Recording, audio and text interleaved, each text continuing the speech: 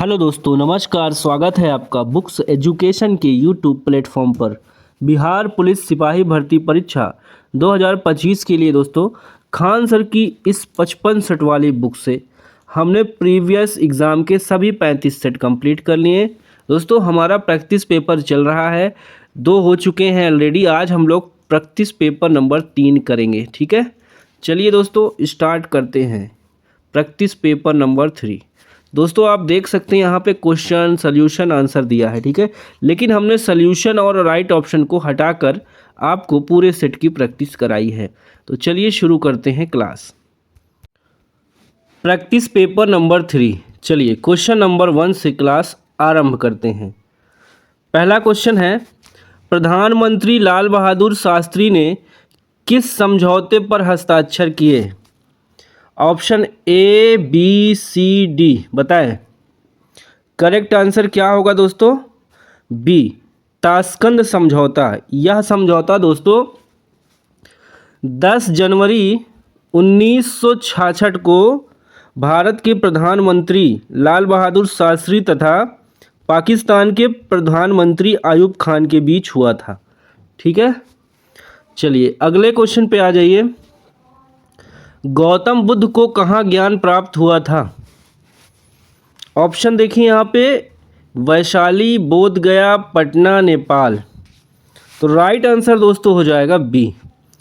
35 वर्ष की अवस्था में वैशाख पूर्णिमा की रात निरंजना या फल्गु नदी के किनारे पीपल वृक्ष के नीचे ज्ञान प्राप्त हुआ था गौतम बुद्ध को, ठीक है, बोध गया में। तीसरा प्रश्न है, मगध के किस प्रारंभिक शासक की गद्दी के लिए उसके पुत्र ने हत्या कर दी थी? बिंबिसार, महाकौशल, शिशुपाल, विद्रथ।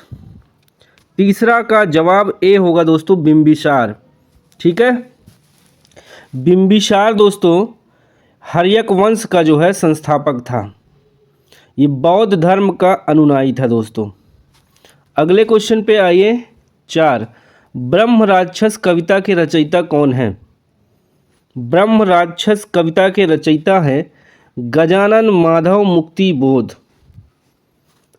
5, 1857 की विप्लव के दौरान बिहार में विद्रोहियों का नेतृत्व किसने किया था?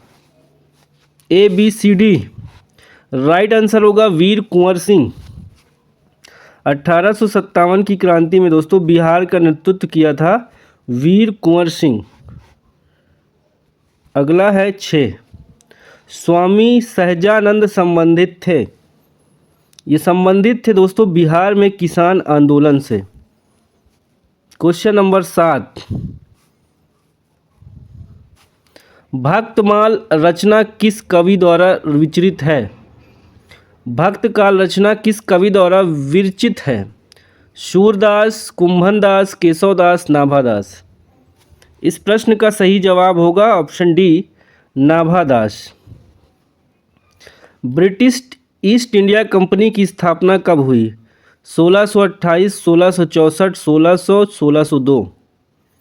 दोस्तों राइट आंसर यहाँ पे हो जाएगा ऑप्शन नंबर सी, 1600 में।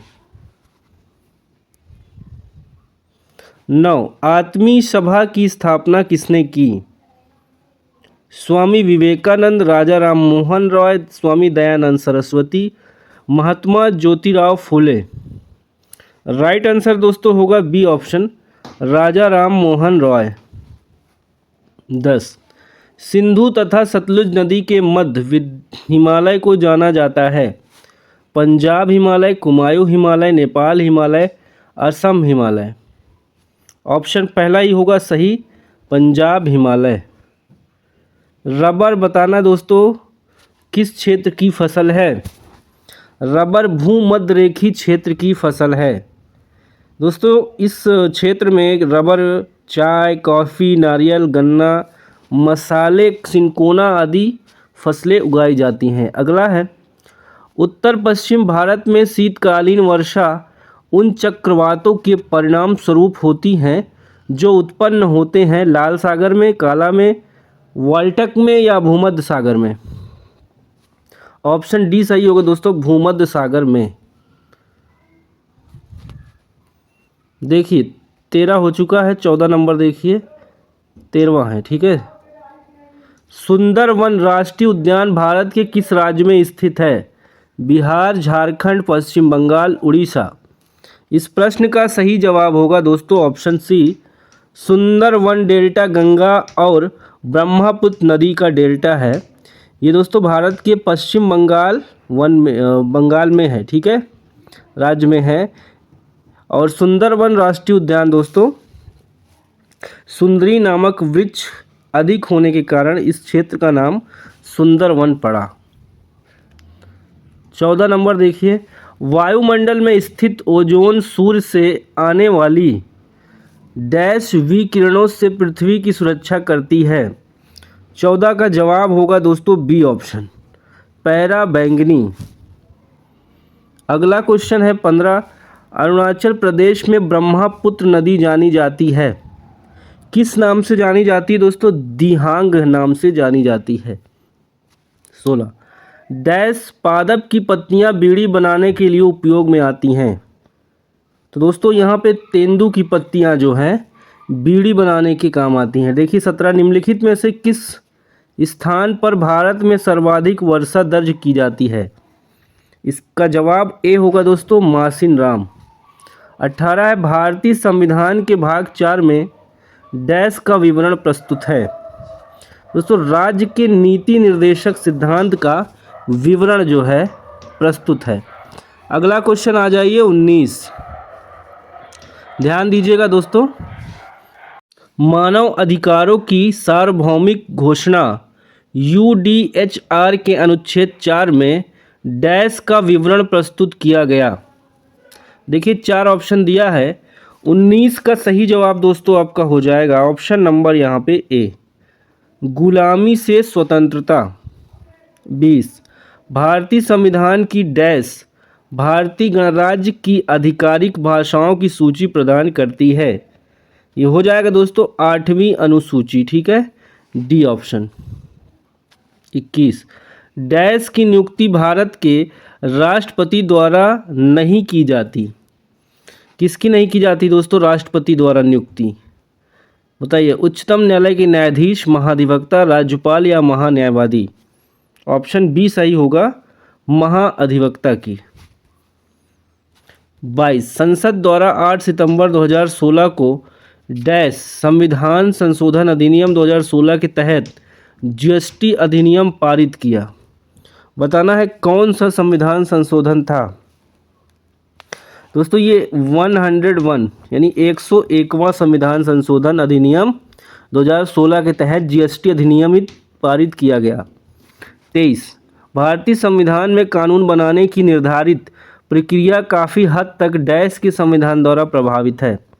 ये प्रभावित है दोस्तों, जापान के संविधान द्वारा प्रभावित है। चलो भाई आगे आ जाओ, 23 के बाद 24,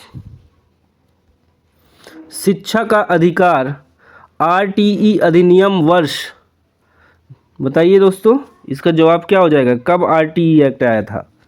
ये आया था 2009 में, ठीक है, 2009 में भारत की संसद द्वारा अधिनियमित किया गया। 25, निम्नलिखित भारतीय राज्यों में से किस राज्य में द्विसदन विधानमंडल नहीं है? देखिए यूपी में है, ठीक है, जम्मू कश्मीर में है, कर्नाटक में भी है, ठीक है, तमिलनाडु में नहीं है। 26, भारत की संविधान सभा की संघ शक्ति समिति के अध्यक्ष कौन थे? कौन थे दोस्तों? Jawaharlal Nehru, D option. 27, राष्ट्रीय मानवाधिकार आयोग भारत में कब स्थापित हुआ था? कब हुआ था दोस्तों? सी देखिए 1993 में हुआ था। भारत का संविधान के मूल दस्तावेज को देखते चलिए, प्रेम बिहारी नारायण राय जादा, ठीक है, द्वारा हाथ से लिखा गया था। याद रखिएगा, इम्पोर्टेंट क्वेश्चन है, हाथ से लिखने वाले कौन थे मूल दस्तावेज को? प्रेम बिहारी नारायण राय जादा। अगले क्वेश्चन पे हम चलेंगे 28 के बाद। ठीक है, 29 पे।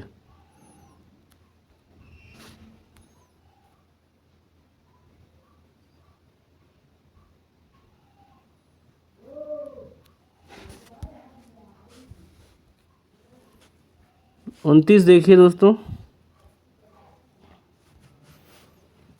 क्वेश्चन एक बार 29 वाला देख लीजिए।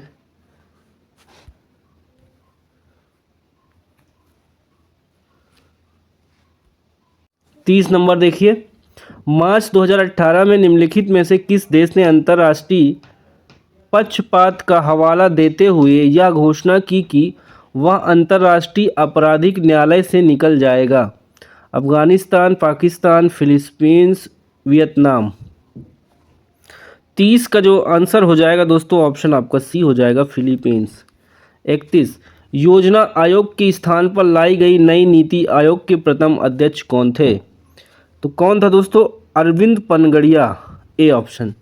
32, 2011 की जनगणना की अंतिम जनसंख्या योग पीसीए के अनुसार निम्न में से किस राज्य में महिला साक्षरता दर सबसे कम थी? कहाँ सबसे कम थी दोस्तों, ये बताना है। तो सबसे कम राजस्थान में थी, ठीक है। 33, भारत में पंच तीर्थ का संबंध जिससे है वह है?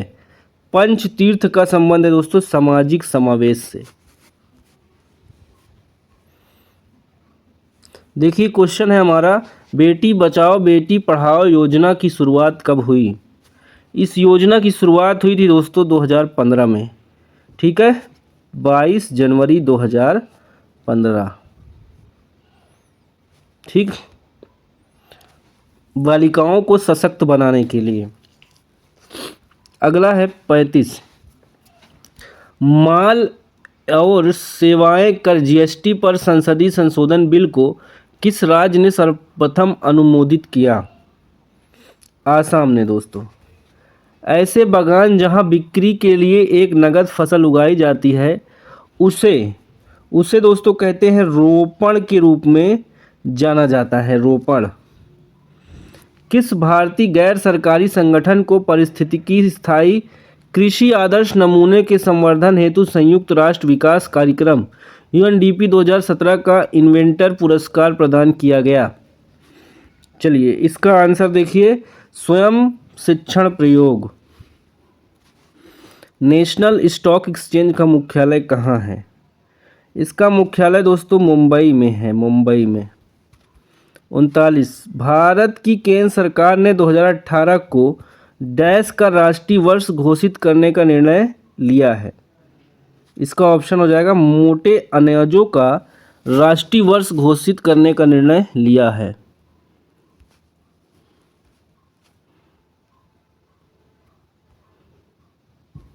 चालीस, पहले भारतीय राज्य का नाम बताइए जिसके प्रत्येक परिवार में कम से कम एक सदस्य के पास बैंक खाता है? तो 40 का आंसर होगा दोस्तों ऑप्शन नंबर डी, केरल। सार्वजनिक क्षेत्रफल की दो इकाइयों के नाम बताएं जिन्हें भारत संघ सरकार द्वारा फरवरी 2013 में महारत्न का दर्जा दिया गया? 41 का बी होगा दोस्तों, भेल और गेल, बी। हिंद स्वराज नामक पुस्तक के लेखक कौन है? इस पुस्तक के लेखक हैं दोस्तों मोहनदास करमचंद गांधी। देखिए, a better India a better world पुस्तक के लेखक कौन हैं? इस पुस्तक के लेखक हैं दोस्तों NR नारायण मूर्ति। 44, भारत में राष्ट्रीय हिंदी दिवस कब मनाया जाता है? 44 का आंसर ए पे जाएगा दोस्तों, 14 सितंबर। 45, राष्ट्रीय शिक्षा दिवस प्रत्येक वर्ष कब मनाया जाता है? दोस्तों 45 का आंसर आपका जाएगा 11 नवंबर। चलो भाई 46 पे आ जाओ आप लोग। देखिए G20 की बैठक 2018 में डैश में हुई थी, कहाँ हुई थी ये बताना है। 46 का जो आंसर है दोस्तों आपका सही हो जाएगा। अब G20 की लेटेस्ट जो बैठक हुई थी उसके बारे में आप बताइए कहाँ हुई थी? इसका दोस्तों हो जाएगा ब्यूनस आयर्स हो जाएगा। अगला है 47, निम्न में से किस देश को पहले सिलोन कहा जाता था? तो ऑप्शन बी जाएगा, श्रीलंका को पहले सिलोन कहा जाता था। 48, निम्नलिखित में गैर परंपरागत ऊर्जा स्रोत कौन सा है? गैर परंपरागत ऊर्जा स्रोत कौन सा है? 48 का बी देखिए, यहाँ पे होगा पवन ऊर्जा और कोयला, ये दोनों गैर परंपरागत ऊर्जा स्रोत है। रेफ्रिजरेटर में कौन सी गैस द्रव्य का प्रयोग किया जाता है? इसमें दोस्तों अमोनिया गैस द्रव्य का प्रयोग किया जाता है। 50, प्रथम परमाणु मॉडल किसके द्वारा प्रस्तावित था? जवाब आपका जाएगा जे थॉमसन। चलिए 51 देखिए, क्षतिग्रस्त CFL और फ्लोरेसेंट ट्यूबों का निपटान सुरक्षित रूप से किया जाना चाहिए क्योंकि इसमें पारे की वाष्प होती है जो स्वभाव से जहरीली होती है। D option. निम्न में से कौन सी युक्ति विद्युत ऊर्जा को यांत्रिक ऊर्जा में परिवर्तित करती है? इस प्रश्न का जवाब होगा दोस्तों ऑप्शन नंबर डी, विद्युत मीटर।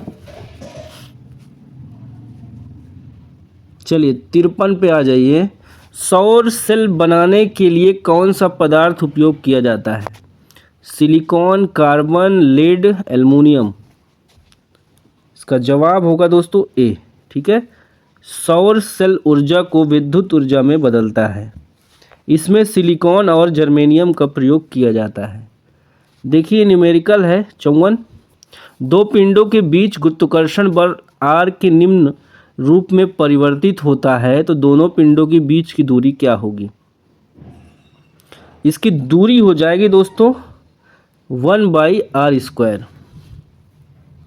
देखिए, खुली वायु में कुछ दिन छोड़ देने पर सिल्वर की वस्तुएं काली हो जाती क्योंकि उन पर क्या हो जाता है?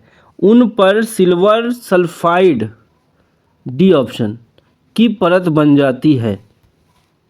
रासायनिक परिवर्तन का उदाहरण, जल का जमना, चीनी का पिघलना, दूध का खट्टा होना, लवण का क्रिस्टलीकरण होना।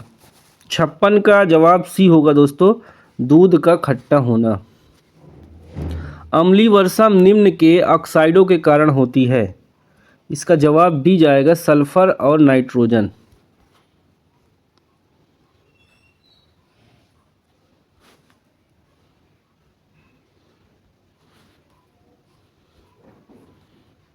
अगला देखिए दोस्तों 58, संपीड़ित प्राकृतिक गैस कौन सी गैस होती है? प्रोपेन, मीथेन, इथेन या ब्यूटेन। 58 का राइट आंसर आपका होगा ऑप्शन बी, मीथेन। 59, एक अधातु जो कमरे के तापमान पर द्रव्य के रूप में मिलती है वह है दोस्तों Br यानी ब्रोमेन। 60, निम्नलिखित में से कौन सा रासायनिक परिवर्तन नहीं है? तो सी देखिए, उबलता हुआ पानी रासायनिक परिवर्तन नहीं है। प्लास्टर ऑफ पेरिस बनाया जाता है, किसका बनाया जाता है दोस्तों? जिप्सम का बनाया जाता है। जल के अणुओं की गति जब चयनात्मक पारगम्य झिल्ली द्वारा हो तो उसे क्या कहते हैं? उसे कहते हैं दोस्तों परासरण, बी ऑप्शन। साइट्रिक अम्ल मुक्त अम्ल के रूप में होता है, बताइए, इमली में, सिरके में, सेब में, नींबू में। आंसर जाएगा नींबू में साइट्रिक अम्ल होता है। मनुष्यों में क्षुद्रांत्र आहार नाल की सबसे लंबा भाग है, क्षुद्रांत। 65, दो अस्थियां आपस में एक दूसरे से किससे जुड़ी होती हैं? ये जुड़ी होती दोस्तों स्नायु से जुड़ी होती हैं।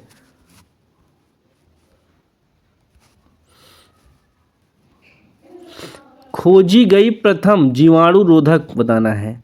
जीवाणु रोधक जो खोजी गई है सर्वप्रथम, उसका नाम है दोस्तों पेनिसिलिन।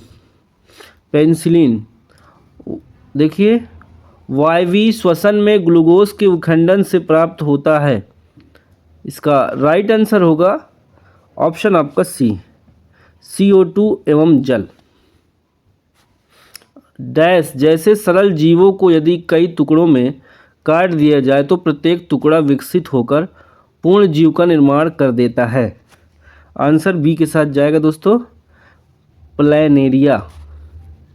69, निम्न में से किस विटामिन की कमी से स्कर्वी रोग उत्पन्न होता है? सी ऑप्शन सही होगा, ठीक है, विटामिन सी की कमी से स्कर्वी रोग होता है।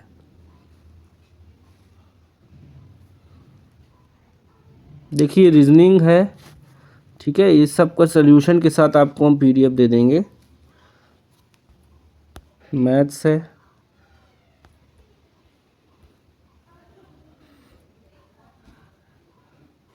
चलिए दोस्तों लास्ट के पार्ट जो है हिंदी कर लेते हैं हम लोग, ठीक है। देखिए क्वेश्चन 82, जो डर के बल चलता हो, जो डर के बल चलता हो उसको बोलते हैं डरग। 82 का आपका डी ऑप्शन सही हो जाएगा, ठीक है, डरग। अगला है अनुचित ढंग से प्राप्त किया गया लाभ, ब्लैक मनी। इसका जो होगा दोस्तों ऑप्शन आपका डी जाएगा, अपलाभ। उर्वशी नामक साहित्यिक कृति के रचनाकार के नाम चुने। किसने लिखा है दोस्तों? रामधारी सिंह दिनकर। मधुशाला नामक साहित्यिक कृति के रचनाकार के नाम को चुने। मधुशाला के रचनाकार हैं दोस्तों हरिवंश राय बच्चन। पद्मावत नामक साहित्यिक कृति के रचनाकार कौन है? इसका हो जाएगा सी, जायसी। मराठी और नेपाली भाषा किस लिपि में लिखी जाती है? ये दोस्तों शारदा, ठीक है। सुरसागर नामक साहित्यिक कृति के रचनाकार को चुने। कौन है दोस्तों? ऑप्शन चला जाएगा बी के साथ, सूरदास। चलिए 89 देखिए, प्रीपोजिशन फिल करना। I hope to finish the work by new year's day, यहाँ पे बाई लग जाएगा, ठीक है। 90 देखिए दोस्तों, 90 stead fast is the synonyms of consistent. Stead fast, ठीक है, ऑप्शन लिखा है सामने आपका। 91 में दोस्तों आपको मीनिंग बताना है, कॉन्डेम का मीनिंग क्या होगा? इसका हो जाएगा कॉन्डेम करना यानी ब्लेम करना, दोष लगाना। 92 देखिए मीनिंग बताना है, Mona is smarter than her sister. D हो जाएगा। चलो पैसिव वाइज बताइए, kill the snake. Kill the snake का हो जाएगा दोस्तों, let the snake be killed. B option. 94 देखिए फिर से पैसिव बनाना है, close all the doors. Close all the doors, इसका बी बनेगा, let all the doors be closed. 95 he said you must not speak to anyone. 95 का हो जाएगा ए। देखिए he said that I must not speak to anyone. 96 choose the one option that express the meaningful of the sentence, without payment और free of cost. ये हो जाएगा ए, ग्रेटिस हो जाएगा ए ऑप्शन। अक्टूबर 2024 तक भारत में महारत्न कंपनियों की कुल संख्या कितनी है? 14 है दोस्तों, ठीक है।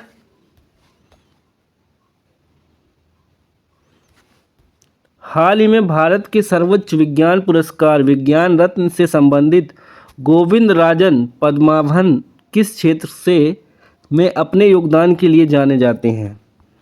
जवाब होगा दोस्तों इस प्रश्न का जैव प्रौद्योगिकी अनुसंधान। 99 आ जाइए। हाल ही में ब्रिटेन के राजा चार्ल्स तृतीय द्वारा किसे यूके भारत व्यापार संबंधों में उनके योगदान के लिए मानद नाइटहुड से सम्मानित किया है? लीना नायर, ग्रीष्मा कुठार, रितिका चोपड़ा, सुनील भारती मित्तल।